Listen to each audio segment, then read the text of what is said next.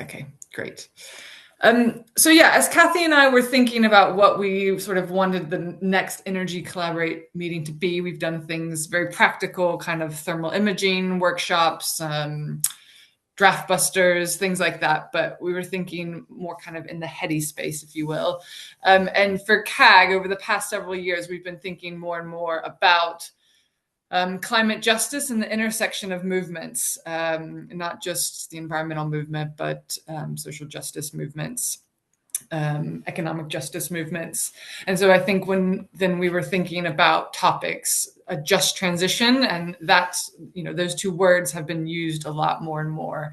And so I think diving into that a bit more in the context then specific to Oxfordshire was what was interesting to us. So hopefully that is why you have all also joined and will be interesting to you.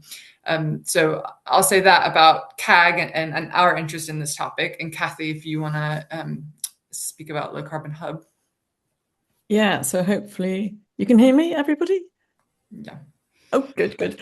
Well, I'm community engagement manager at Low Carbon Hub. And for us, community energy and community-owned energy is at the heart and underpins everything that we do.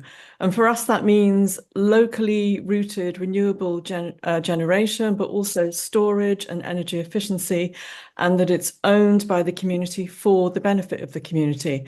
And we need to make sure that everyone benefits from the transition to a zero carbon energy system. And that's a system that addresses the social and economic inequalities in our society today.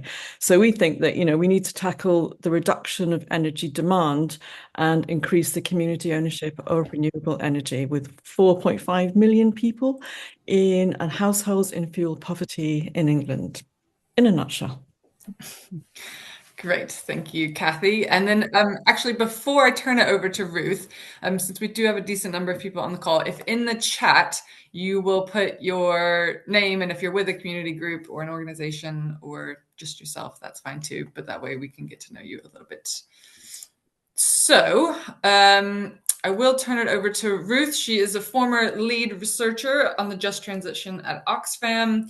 And she has led some local workshops here in Oxfordshire, most recently at the, well, I don't know if it's most recently, but recently at the Climate Communications event that CAG and Friends of the Earth and County Council and some others attended back in January. So we're really pleased to have Ruth here with us today. And Ruth, I will turn it over to you. Great, thank you. Let me share my screen, hopefully. Is that showing? Yes, there we go. Okay, great. Well, thank you. Yes, to Low Carbon Hub and CAG for having me. Yeah, just to add briefly, I'm very briefly to my experience. Yeah, I'm just so you know, I've also co-founder of Low Carbon West Oxford and played a role in its inception and of the Low Carbon Hub and West Oxford Community Renewables and other things. But I've worked for many years on economic justice issues, but in the last 30 on climate, and both locally, nationally and globally. So just so you know who I am, I'm sure I know some of you. So yeah, so today I'm here to talk about why we need a fair or just transition and what it means locally. So this is just a quick outline of what I'm going to be saying, a brief introduction to the concept of climate justice, why we need both a fast and a fair transition, what its key elements and what it could look like locally, and then just a brief few words about national policy. So yeah, I hope to speak for less than 30 minutes, so we'll see where we get to. So yeah, climate justice. So as we know, the climate crisis is affecting all of us. But as the UN Secretary Antonio Guterres very pithily put it, it's also a story of avoidable injustice, where the rich cause the problem and the poor pay the highest price. As we know, there's profound inequalities between countries, social groups, and generations, with the richest 1% emitting as much carbon as 2/3 of the rest of humanity. And people in poverty often contributing the least to the climate crisis, but experiencing often the worst consequences with little say over climate action and often excluded from the benefits and shouldering many of the costs. So in Oxfordshire, we know we're all being affected by flooding, heat waves, water shortages, increased cost of living and air pollution. And there is some evidence that the areas with the highest levels of deprivation are worst affected by heat and flooding. And also people with low incomes are least able to adapt because they don't have the same resources. And we know there's over 23,000 households more living in fuel poverty. But that said, and that will be the Oxfordshire is the focus of this webinar. But that said, we know that some of the most extreme injustices are experienced by people in the global south. And so at least that's for me why I always feel that actually attempting to reduce our emissions here in a fast and fair way is a really important act of solidarity that we can take with people in the global south, although there's also many other struggles we can be supporting.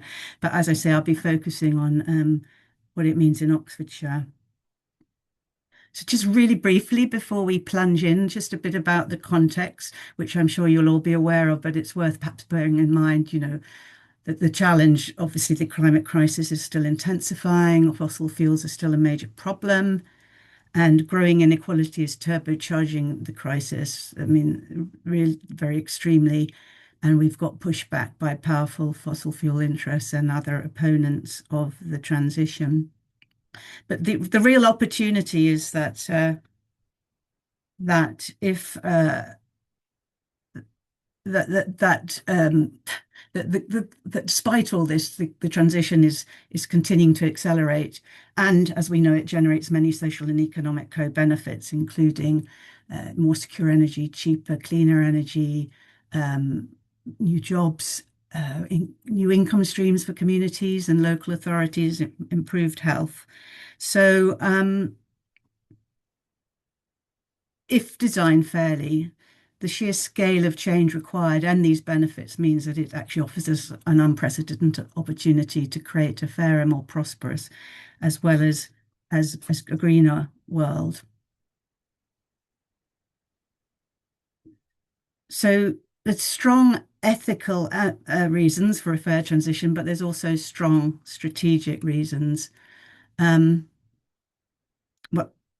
a fast transition is critical to protect everyone from catastrophic harm. But as we've just seen, it's also a justice issue as low income people living on low incomes often have contributed the least but suffer the worst. But a fair transition has the potential to rapidly reduce carbon emissions and simultaneously improve lives, reduce poverty and inequality, which in turn garners greater public trust and support and then can help speed the transition. Conversely, that an unjust transition will entrench poverty and inequality, squander public trust, and promote public resistance, which, as we've seen happen, is exploited by its opponents. And together, that will sort of contribute to slowing the transition. So one could say, in other words, that if the transition is not fair, it's very unlikely to be fast. But there is increasing academic and other evidence to support these claims, some of which are outlined in the resource slide at the end of the slide set. I think it's worth highlighting one academic study, which in the UK showed that climate worry and perceived fairness were the strongest and most consistent predictors of public support for net zero policies. It also found that mentioning co-benefits helped increase support, although that was small, and mentioning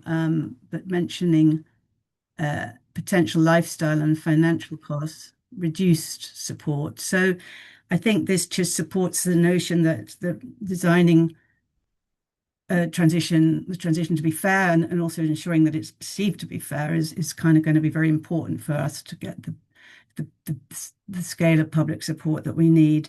But also, given the public are sensitive to costs, it particularly highlights the need to ensure that the costs are not unfairly pushed onto low income, low emitting groups. So what are the key the elements and principles of a fair transition? Which is first to say that the origin of the concept actually came from the trade union movement, who are most concerned about workers being made redundant from the fossil fuel sector without adequate social protection, retraining, new jobs. But it's now it's spread as a concept. It's broadened to whole society, uh, societal society-wide issues, and there's actually now a just transition work program at the annual UN climate conference. So that's which is fantastic, and people. So the term just transition is widely used in those at those levels, but the problem is it's rarely fully understood or operationalized. So I think, and that's the challenge that we have to try and really operationalize it fully. So the key elements outlined here actually they relate to key justice principles that are widely accepted around the world, although there's some differences in questioning of them, but these are what I would say widely accepted. And yeah, people have lots of different ways of cutting the cake and expressing these kind of ideas, but these are the ones that we've used quite a lot. And the first issue is recognition. Now, actually, that means that people feel that their needs and concerns have been recognized and taken into account. And it's actually a really important form of justice, but often neglected. I only came to it later on in my life, but if you think of yourself, how infuriating it is if something's happening in your area, and you really feel that your concerns have just not just been heard, but not even recognized. And that links to the importance of meaningful consultation, which actually the technical term is procedural justice. And that's about people feeling that they have a say about policies and projects that affect them and that they're not being pushed onto them. And, unfortunately, too often I feel local consultations tend to consult residents downstream on already pre-designed projects or policies, and or by questionnaires or drop-ins, but that leads a lot of the trade-offs and decisions to be made by the decision makers without real meaningful participation, often by residents. I mean, obviously resources are limited and there's a lot that has to be consulted on, but yeah, it's still important that we get upstream consultation can make a real difference. And also sometimes our advisory boards and our partnerships may lack really representation from communities and workers. So the third element is social equity, shared prosperity. And that means that climate policies and projects are designed to simultaneously reduce poverty and inequality by ensuring a fair distribution of the responsibilities, benefits, and costs of the transition, and protecting people's rights and the environment. And the environment. Now, that the first bit about the fair distribution of transition responsibilities of benefits and costs and it's quite widely accepted that this means that the biggest, wealthiest emitters should reduce their emissions the fastest and furthest, and also shoulder the biggest costs of the transition. That the costs aren't unfairly pushed onto low-income, low-emitting countries and people, and that the rights are protected, but also, as has been mentioned, the benefits are widely and fairly shared with low-income groups, even if they're lower emitters, just so that they can benefit and we don't entrench poverty and inequality. And because the risk is if special efforts aren't made, then all the lovely benefits are going to be captured by private companies, wealthy households. So also fair remedy. And finally, there's a growing call for the transition to be simultaneously transformative. So it tackles the underlying drivers of the climate crisis at the same time, for example, by reducing inequality, which is a major driver, or by getting away from extractive, exploitative business models, by having proper social and environmental safeguards, etc. So now we shall get on to the local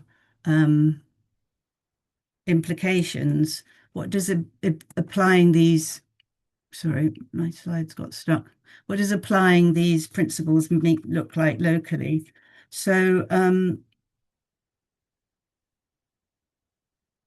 I think, this at the general level, all local transition policies and projects should aim to do these, to have prior distributional and impact assessments. Of course, community groups aren't necessarily in a position to do that, but really the point is everyone should try and consider the distributional implications.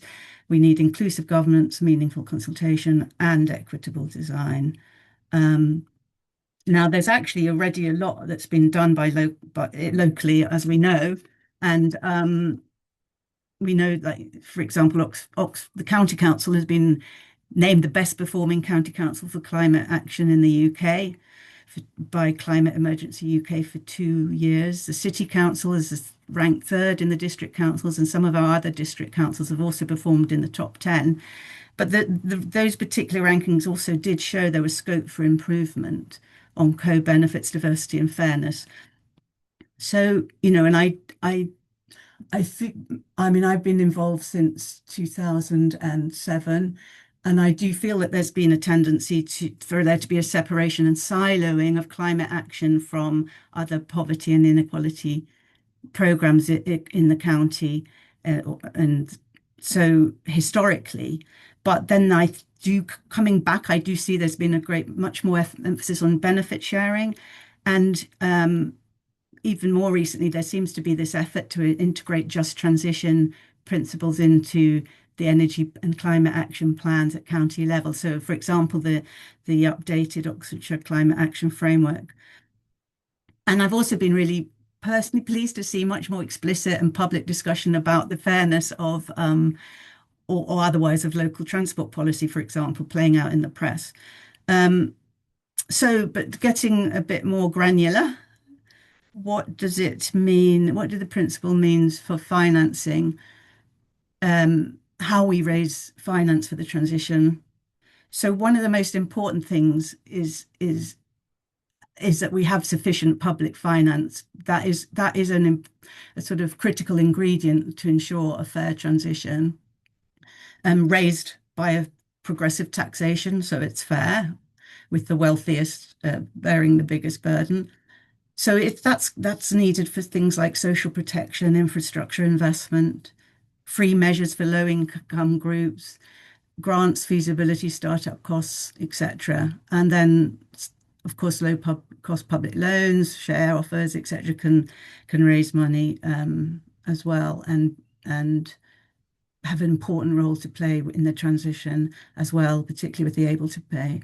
I mean, what's important is to avoid high interest loans and regressive flat rate taxes, tariffs, or charges, which disproportionately affect low income households. So that's a sort of across the board statement about finance. But let's now look at renewable energy. So if we apply these principles, it suggests that the public, community, and shared ownership of renewable energy projects is very important for sharing benefits.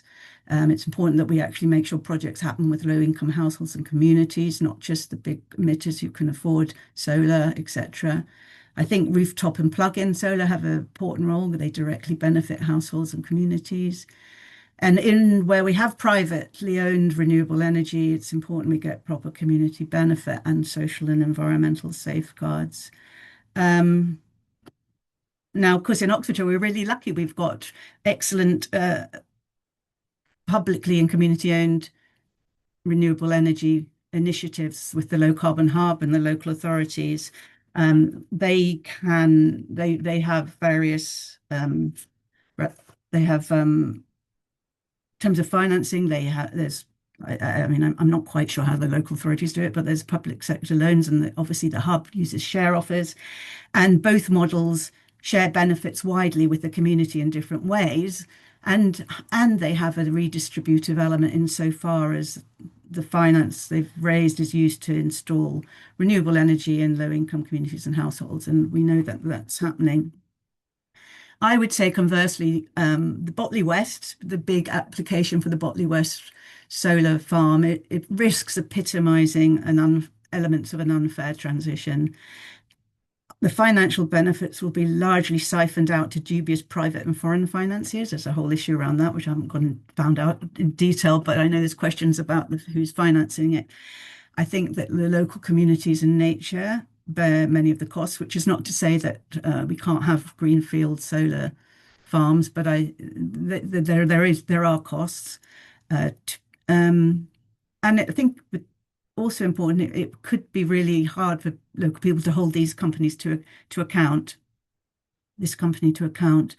So I mean, I think it give it risks repeating the sort of outdated and discredited privatized economic models we've had with like the water utilities, which seems, yeah, we need to act at scale and with speed, but given we have these other approaches, that it seems to me it would be sensible to if we could try and scale up those two, or rather than perhaps even in relation to home energy schemes. I think my reading of the evidence is that it shows that home energy schemes are most effective and fair when local authorities or a similar not-for-profit citywide body or area-wide body coordinates and delivers area-based schemes, offering simultaneously free measures to low-income groups and cheap loans for the able to pay. But the point is that they actually coordinate and deliver it. And this, by them leading it, it allows them to capitalize on their technical and legal strengths, generate economies of scaling, and create a strong, when it's area-based, social norm for uptake. However, this requires government finance, as well as many other things, and not just for the capital measures, but for running costs for local authorities. And that is rarely forthcoming, so it remains a challenge. We have lots of excellent local schemes, Better Homes, Better Health, Oxfordshire Cozy Homes, the Low Carbon Hub runs draft busting and thermal imaging, I think. But I would say that however strong each of these programs is overall, what we suffer from in the county is that they're somewhat fragmented, and as far as I understand, they rely on people to come forward to apply for these schemes, whereas an area-based delivery scheme takes it right to people on their doorsteps. And that's in part, the fragmented nature is in part due to the shifting and weak sort of national policy environment we've experienced over many years, but which maybe is now, well, as we'll see, there's some good things coming forward. Finally, local transport. So we know that low-income groups are less likely to own cars, and less likely to use trains, but more likely to use buses. Although there is a proportion of people on low income who rely on private cars for their livelihood or for their caring roles, care workers, tradespeople, health workers. So I think it'd be fair to say that a fair transport policy would really prioritize affordable and accessible green public transport system, especially buses.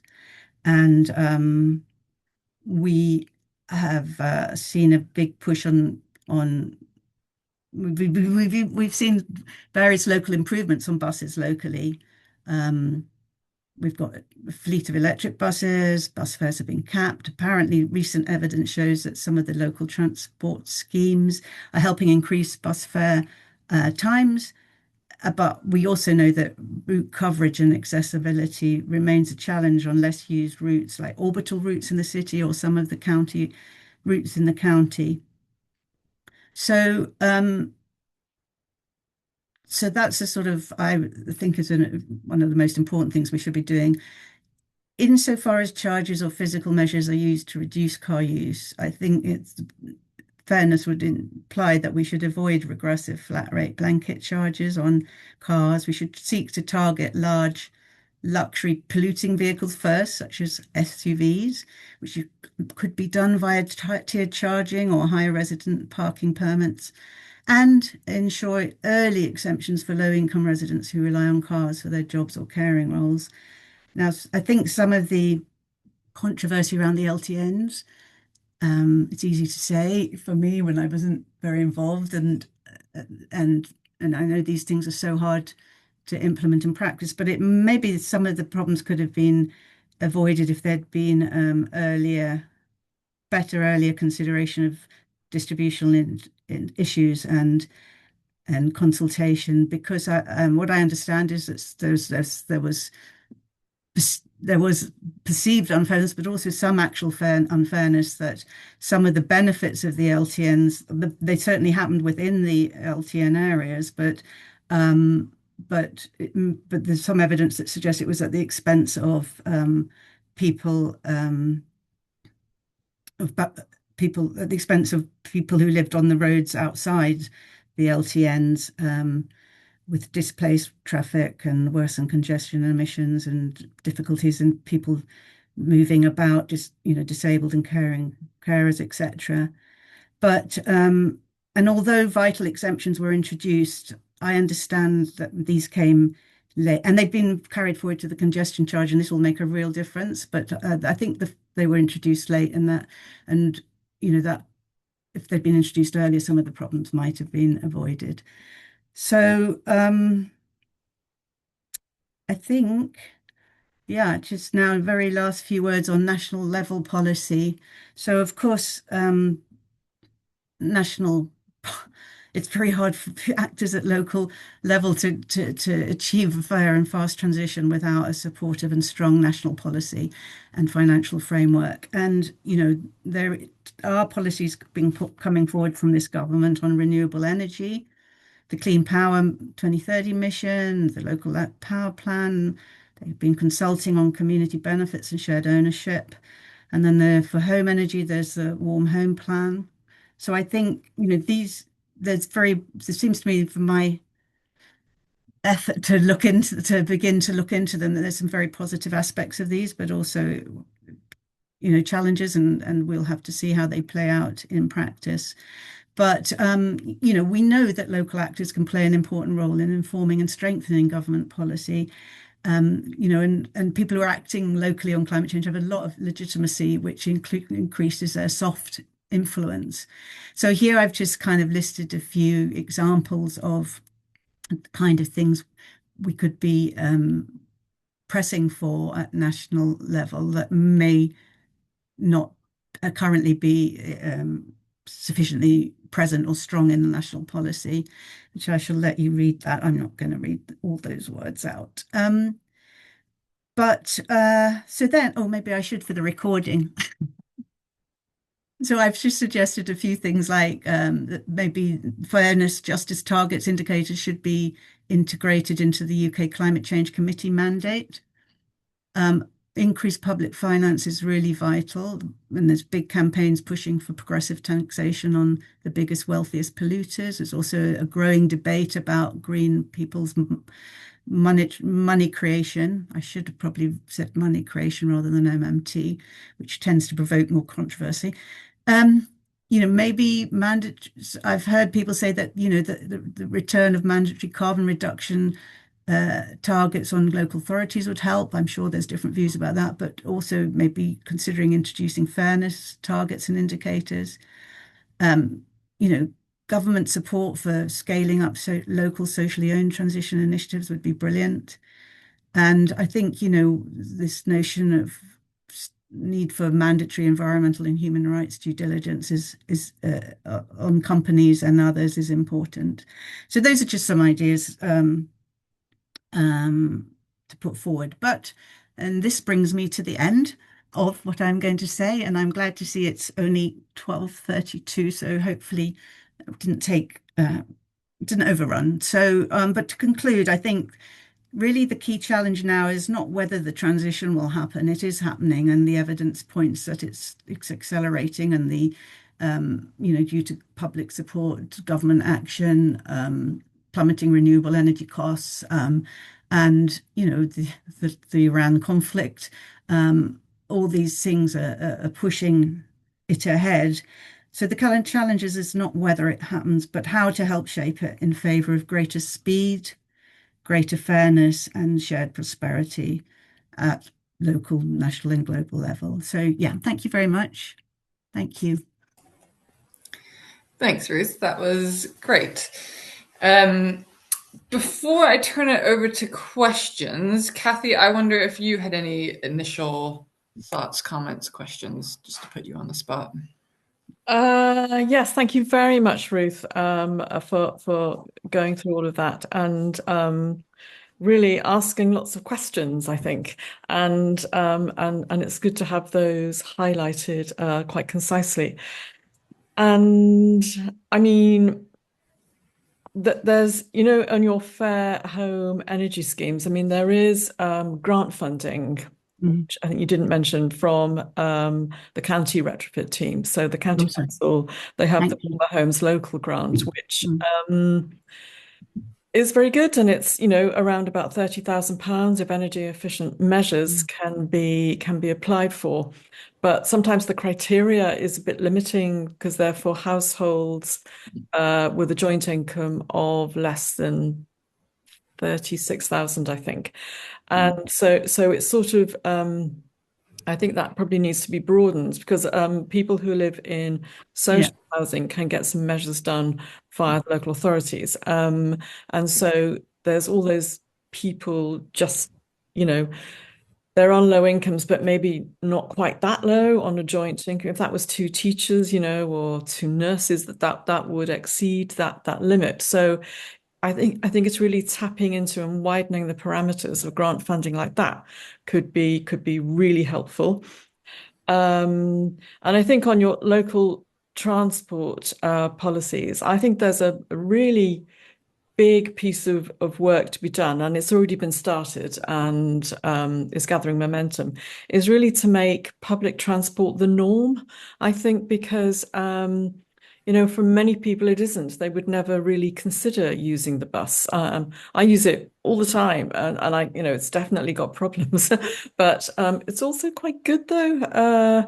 And I think Low Carbon North's Oxon for Buses campaign, Oxford, that's correct, Oxford yeah, for Buses, yeah, is really good. And their sort of their recent video in trying to get like a really good transport hub, bus transport hub yeah, from the train station. So it's just, so you can come off the train and then get a bus, right in front of you there, really, to any that, part of the city. That all makes absolute sense. But just getting that joined together is seems to be quite problematic. I mean, for example, like the buses, there's so many buses in the station now, not enough room. And so they have to park across the zebra crossing.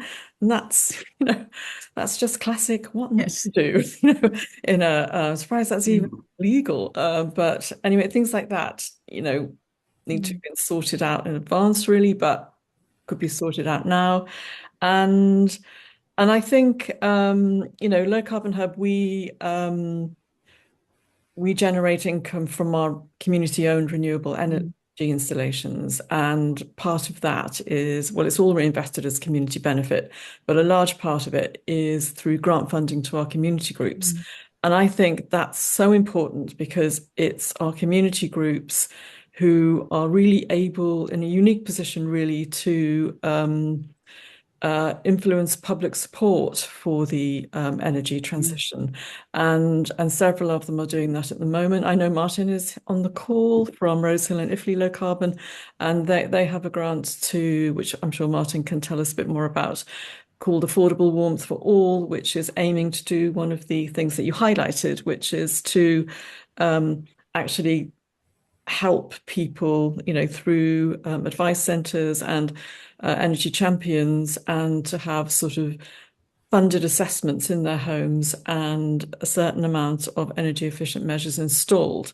And I think as soon as people see that happening, then it creates a momentum. So I really hope that that project progresses well. And I think those are my initial thoughts. So I'm in danger of droning on for ages here. So Oh, thanks, Kathy. Just before we go on to something, I'll just say, yeah, really good points. I agree with them all. Broad that point about the people just above benefit level not being able to yeah, benefit is really important. I I loved your points about public transport, and I love that campaign that you mentioned there about getting into, to step off the train onto the bus. And I do remember. I'm so old. I remember when the Greater London Council under Ken Livingstone introduced free public transport. The uptake was absolutely massive, and it's of course, but that relates back to the issue of limited public funds.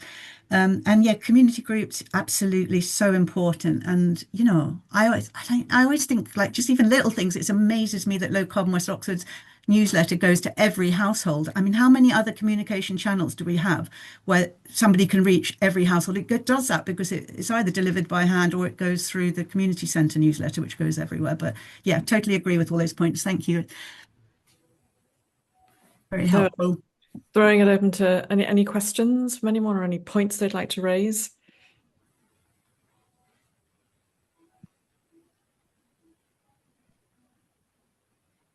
Yeah, Anne, go for it. So just while we were on the question of transport, I live in a very rural area, and I'm actually the parish transport rep. So I'm very well aware of the buses and love the ones, that we are able to use. But we have a very, very infrequent service, and nothing in the evenings, nothing on a Sunday. And when I go into Oxford, which I do frequently, I go to the park and ride and park and take the bus, and they're usually so much faster than sitting in a queue, and who wants to sit in a congested queue anyway. But for people, and this is for people who haven't got cars, obviously, it becomes extremely difficult for them to move around. I mean, the buses go between Oxford and Bicester, so they can, go to one or the other, or, a few places in between. And it's a real issue, and we do need better community bus services, local bus services, the little sort of hop on, hop off ones. And it is being discussed, within the county council, I know. And they are aware of this missing link for people who don't drive, can't drive. It's not necessarily just a question of being unaffordable to them, but for people who are disabled, who have failing eyesight, all sorts of reasons, a lot of people can't drive, and they quickly become quite isolated. Yeah, yeah. And that's really interesting. It's been discussed by the county. I wonder how and if and how they can finance that. That'll be, or if you know, Anne, how that might be financed. But No, I mean, that'll be the finance challenge. Yes, is yeah. always the issue. Yeah. Mm, I mean, if they had more finance, they could provide a better bus. yeah, Yeah. yeah. Thanks. Okay. Anyone else? Yeah, Chris, go for it. Yeah, thanks, Ruth. That was really helpful. I mean, I think there's still a few problems here, aren't there? I mean, I think starting with the fact that climate justice seems to look quite different to people in climate groups, to people in community development, to people in health, to people in anti-poverty. Everyone's looking for slightly different impacts and outcomes, even from the same kind of stuff.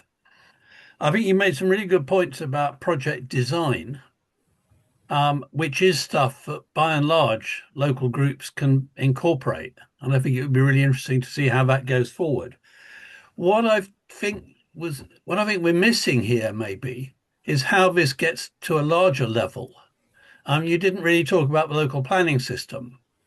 And I think there's a huge amount that could be done to talk about climate equity within the planning system. And I think this is something we need to be thinking about quite hard as we go through local government reorganisation and devolution.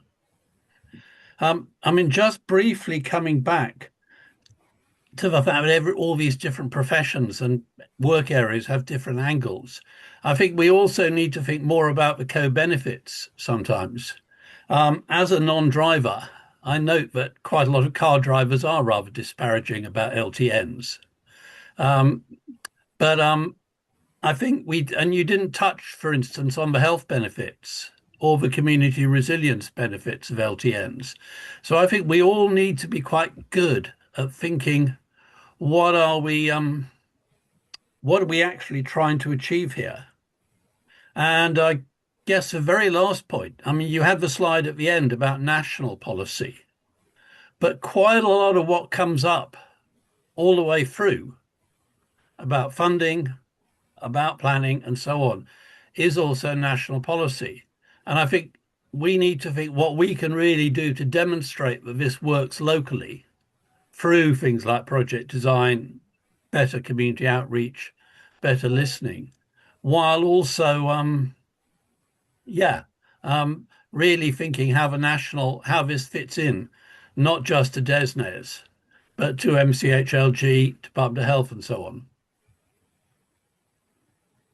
Great, thanks so much, Chris. That's yes, local planning, great. Yeah, that sounds really important, and really happy to hear you talk about that. And if that's an area that needs work, I mean, I just don't know enough about it, so it'd be great. But I'd love to be involved if something moves on that. Yeah, health benefits very important. Of course, that was one of the objectives of the LTNs. Yeah, and then yeah, I love the idea that yeah, our role locally is to actually provide proof of concept about fast and fair transition and how it can work, and see if we can use that to influence government to do more and to support local action. Yeah, really like your ideas. Thanks. Mm. Just a quick point. How many people have had politicians and councillors pop round to their doors just lately? I've certainly had a lot, and I've had some excellent discussions on the doorstep, and people, just turning up now because there's an election in May the 7th. So, influencing national policy, it's quite difficult, but I think that people and communities are really well placed to do that. But I think it is made quite difficult. So, but it's good to let all our local representatives know how we feel. Quite definitely on the doorstep. That's a good one. And it's really important to not just turn up just before an election. Thanks. I'm also a question to everybody. I mean, I'm always curious to know how and to what extent local authorities influence government. They must have their channels, but but combined efforts of communities and local authorities would be of great interest to me if anyone could cast further light on that, how the local authorities do it. Maybe there's scope for more coordinated efforts at influencing from local level in Oxfordshire. Don't know what people think. Chris, you probably got some thoughts on that. Or Martin. Yeah, I was wondering, Martin. Oh, is that me talking like that? Oh, what have I done? I was just wondering whether Martin wanted to come in the chat. Martin's offered to just share a bit about the project Affordable Warmth for All in Rose Hill and Iffley. And I wondered if you were there, Martin, if you wanted to just talk a little bit about that. I think I've managed to come off mute. Is that right? Yeah. Yes. Yeah, thank you, Kathy. I'll be really quick, but it's lovely to sort of have a chance to take part today. It's a great group, and I'd love to pick your brains, actually, if we had a little bit more time, or maybe kind of in a subsequent meeting. But very, very briefly, I'm Martin. I'm a member of Rose Hill Looking Low Carbon. The group you've probably kind of heard a little bit about, but basically, in short, over the next year, and we've already started with the money we've had from Low Carbon Hub, thank you, Kathy. is we're trying out some new things in a project called Affordable Walk for All. So I'll just quickly tell you about that, and then I actually wanted to come back on Ruth's questions about what might help, because we've got some ideas. So we're trying out three things, really based on the principle that actually the people who are best placed to solve these problems are the people themselves, right? That we're not going to come up with the solution for other people, particularly people who live in low income areas like Rose Hill. So it's kind of nothing about us without us. So we're starting off actually by some work really to connect better with people who I think unrealistically would not come to a meeting like this for all kinds of reasons. So what we're doing is, and it's relevant for the CAG network, is we're connecting with all of the local groups in Rose Hill and some beyond that are involved in the CAG movement, like Oxford Community Action. And we're spending some of Low Carbon Hub's money on food. So whenever there's a big event, right, we'll be there. If there's no food, we'll provide some. And that food will probably be provided by Syrian Sisters, or indeed Oxford Community Action, or people who kind of might themselves bring people into the room. And that's a way of kind of just getting people spending a bit more time, right, and having a reason to sit and talk. And we'll be doing essentially some kind of listening exercises, but about what are people's situation and what actually might help them.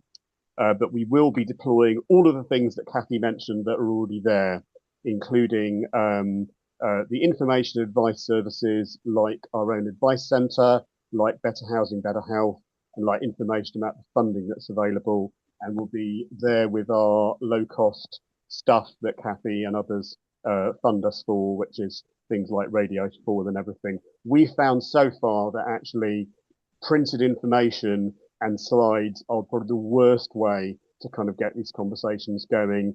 Actually, I don't know what, using a thermal imaging camera and talking to kids about why their noses are blue or whatever really works. And similarly, people, even if their first language is not English, they engage with stuff, right? They're interested in the stuff that we're kind of offering. So the first thing is the meals. The second thing I think is boosting the access to advice and support and kind of gearing that up better. And that's actually where I wanted to kind of refer back to one of the things that Ruth said that I really agree with. She said there's some great stuff going on, but it's very fragmented. So we are actually going to be linking up with people like Retrofit Borstal Heath, who've got a very good community-based scheme in a very deprived part of Birmingham City. And there's similar things, Chris, I'm hoping you can link us into or have connections with similar things in parts of London. We think that basically we need to bring everything together, and that's what we're going to kind of test out in this project, and kind of get to the people who currently do things in the system about advice and support and access to money kind of actually much closer to the people that they're trying to support, probably actually physically in our community centre. So that's the middle one. The third thing is that we find it very frustrating that we talk to people, they go away, we have no idea what happens to them, and then often we do bump into them again and find that not much has in fact happened, even though we have probably referred them to Better Housing, Better Help or whatever. So we're going to experiment with kind of cutting out all the short-circuiting everything, and actually having some skilled and experienced people who can sit down with people in the community centre, or actually visit them in their homes and actually help them take some immediate action, based on the principle that we should really help people to help themselves rather than just kind of tell them what the solutions are. So that's kind of quite a lot. I know it's quite a lot to do with the £5,000, but we think we're kind of on the way. We've already got started with that. So coming on to kind of Ruth's questions, I actually think there are some really practical things that would really help, some of which are national policy, some of which that we can do ourselves. The first one's really making things citizen-led and actually just stopping anything that's top-down. You've given us plenty of examples of things that don't work because they've been imposed top-down, like LTNs. I think affordability is really key. The County Council have done some excellent work, and obviously there's the Warm Homes Local Grant Scheme, but they're trying to do revitalise a rental scheme, and I think that's a game changer. If everybody can rent the stuff that they can't afford to put into their houses and actually get the benefits immediately in terms of bill savings, then just about everybody we come across could actually afford to upgrade their houses and get the benefits that some of us have had. In terms of kind of things that are real challenges, I think private landlords and some public landlords are actually, we've got to do a lot more work with them and persuade them it's in their self-interest to do something better than what they're doing at the moment. And obviously there's some stuff that other people know a lot more about. I think high electricity costs are a barrier to what we're trying to do, along with the misinformation that we're combating every day when we talk to people who've been misinformed by their heating engineers, for example, about heat pumps. So, sorry, that's probably more than 5 minutes. That's essentially what I'm going to talk about tonight when we have our session in the Marmalade Festival in Old Fire Station with a load of people who've got a lot of expertise in this area more than me. So back to Kathy, I think. Yeah. Thanks, Martin. Well, wow, Martin, that is the best use of £5,000 that I can possibly. We've spent almost nothing yet, Kathy. Okay, well, even better. And that's going to be an exemplary case study for all the rest of our community groups. But it does just, it absolutely highlights that all of the best policy making comes from the grassroots upwards. And I think absolutely if you can help people to help themselves, and a lot of that is really important in providing and helping them access good, clear, accurate information as well, and making sure that they know all the latest updates on technology and things, the availability of things like smart plugs and access to flexibility tariffs, because that's how you can access at the moment cheaper electricity. But if you don't know that you have to begin with a smart meter and stuff like that, then you're absolutely not involved in the whole process. Yeah. So hopefully. So just one thing to add. I think the other thing I didn't really agree with is getting everybody agreed about the outcome, and actually that health is key to that. I have to say I was really upset to learn that healthy life expectancy in Oxfordshire has dropped by 2 years. It's worse for men.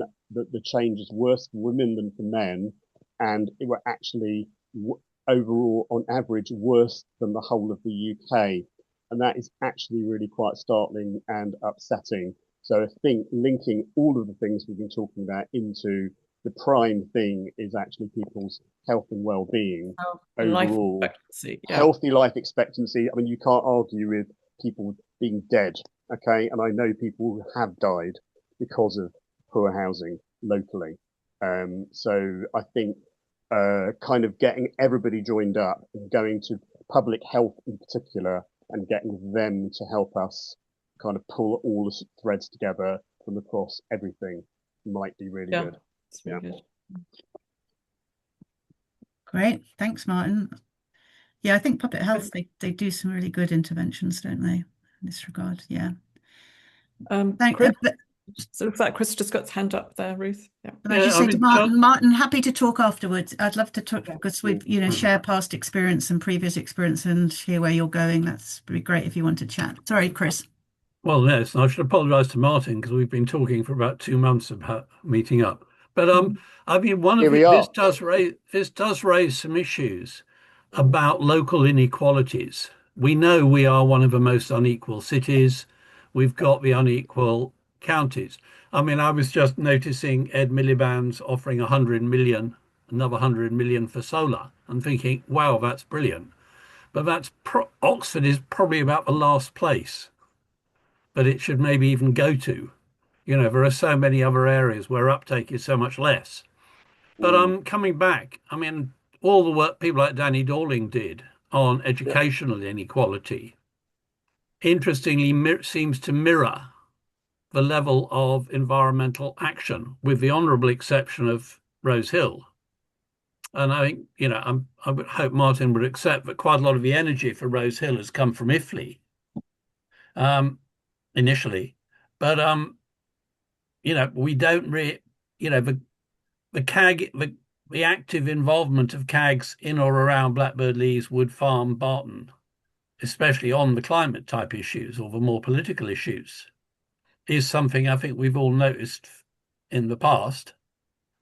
And if we then go out to other parts of the county, I mean, I suppose the interesting thing in a way is the way in which groups that don't necessarily want to address inequality or climate directly are nevertheless doing really good local projects, whether it's on food or repair cafes or whatever. One of the questions is, do those people see themselves as involved in tackling climate justice or even in tackling climate? And how do we kind of really broaden the movement out so that people recognize that there is this big picture aim that we're not going to achieve for a decade or two, but is fundamental to what we do? Chris, Artie's been keeping very quiet, but actually Artie is taking the lead in helping us think about how we might get a much bigger project that would do, I think, what you're talking about, certainly across large parts of Oxford, and maybe be a model for the other parts of the county on low incomes. But I don't know if Artie wants Yes. to say about Archie, that. do you want to just sum up the redress bit? And yeah. Well, yeah, I mean, I think some of the challenges are that, community action that starts from the bottom is time intensive and labor intensive. And what we're wanting is both that bottom up approach as well as a fast and rapid change. And I think, sort of Ruth's ideas or other people's ideas on how you sort of marry those two slightly disparate sort of approaches would be really interesting. But yeah, we are trying to do stuff. We've been talking to advice centres around the city to understand what people come to them with as questions. Where does energy fit into that? And what we've heard is that, there's a very sort of immediate need that people have. And what we're talking about is a sort of medium term need. And I think trying to understand the financial dynamics for individual segments of society is absolutely critical, because unless we can address their issues, they don't necessarily have the headspace or the interest, therefore, to participate. So it's sort of flipping our approach to understanding them before wanting them to understand us. Thank you. Can I? Ruth, Can I? Thanks. Yeah, that's really helpful intervention. I find. I thank you for that. I personally think it's both. We need citizen-led, but we need the local authorities and government also to be very active as well.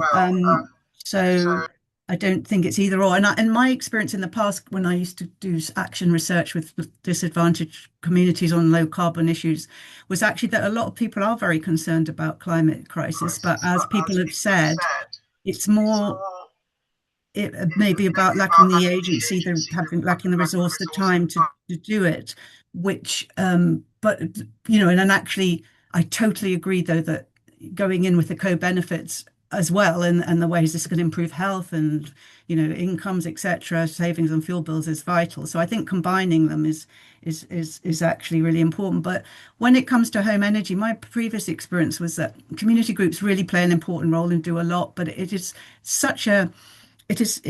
requires such a lot of agency and resource and time and headspace to actually make changes in your home. I do personally think that the idea that, and I've seen, which they did in Kirklees really successfully in 2010, many years ago, of the local authority actually bringing and delivering measures to people's doorsteps. They did leaflet drops, they had people knocking on doors, they're doing an energy assessment, but they actually coordinate the suppliers and the delivery. I think that we do need that, and it can't only be communities for the reasons that you've just said. Is it Artie?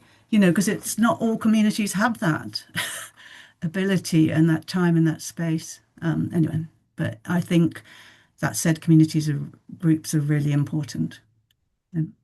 Great, thank you. And Artie is our net zero manager. Is that correct, Artie? Yeah, well, something. nice It's to got meet some you, of those Artie. words in there. Yes, that's right. Nice to meet you. Well, And maybe can we I could. just, sorry, can I just ask Martin to pop two things in the chat, if that's possible, Martin? One of them is the retrofit group that you were working with, who are based in Birmingham. And the other one was the workshop that you're involved in at the Marmalade Festival this evening, because that's running all this week, by the way. So if that's Yeah, possible, Martin. I'll try. I'm on my phone, but I'll have a go. Okay, yeah, don't worry. Okay, Chris, yeah. And then we need to. Well, I was just going to say there's an issue that one of the problems about getting these messages out, people simply don't understand net zero. The person who asked me what this net is and where is it, Good I mean, question. we need to get back to talking to people about climate crisis, where we know we have 80%. We have things like all these national emergency briefing films and discussions going on. I think we have to be careful about getting too far into the tech. I know we need to deliver the tech on the ground in terms of heat pumps, insulation, thermal imaging, and so on. But I think we have to be careful about how we use the language. People like George Marshall and Climate Outreach have been saying this for a while. And I think that part of how we get climate justice onto the agenda is about how we communicate. And I think sometimes we have our own language. I mean, Nick Eyre told me, the professor at VCI, that he and a couple of mates started using the phrase net zero internally about 8 years ago as a shorthand. They never ever expected it to be used widely because it's so incomprehensible. Sorry, can I just add as well that the word retrofit is a bit strange to people. You know, if you It talk is. about energy efficiency and making your home warmer, cheaper, those are the words that you Yeah. need to use, to people who are not familiar with this terminology. Yeah. Thanks. Catherine, did you want to, I think we're over time now. Did you want to? Yeah, I was just gonna say thank you to everyone for your contributions and Ruth for really kicking us off, which what I think has been a good and useful discussion. I would say, so if anyone is not on the Energy Collaborate listserv and you'd like to join, that is a forum in which the conversation can continue. But we will send out the recording of this to everyone that had registered, and just be on the lookout for future events, I guess. Yeah, so these are sort of more or less quarterly, and so the next one will be probably won't be in August, be about September. So, and we'd really like your ideas as to what are the burning subjects that you would like to have addressed or opened up, really, not addressed, but opened up on the next Energy Collaborate. So we'd love to hear from you on that. And oh, that's great. Martin's put that in the chat, and that's really interesting. So I was just say thanks so much for coming, and I think it's really stimulated debate. And then Catherine, I think, are you going to send around the recording? Yes, and Ruth, is it okay if I send out your email address if people want to get in Please, touch with you? yeah, please do. I'd love to continue the talking to people who I've met today. Thanks. Okay, Yeah, great. great to meet you all. Thanks so much. Okay, thank you very much indeed. Good. I look forward to seeing Thanks you soon. all. Okay. Thanks. Thank Bye. you. Cheers. Bye. Thanks.